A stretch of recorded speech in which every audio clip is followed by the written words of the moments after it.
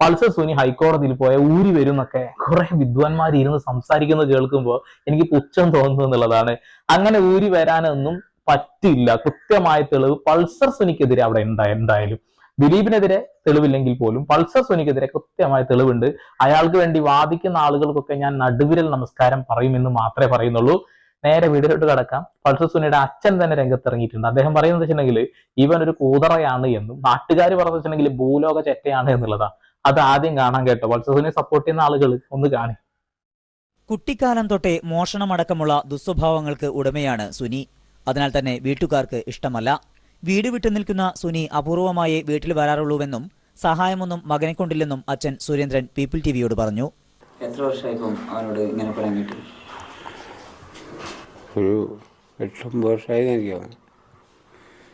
വീട്ടിൽ വരുമ്പം സാമ്പത്തികമായിട്ട് എന്തെങ്കിലും സഹായം എന്തെങ്കിലും ചെയ്യുമോ? ഇല്ല.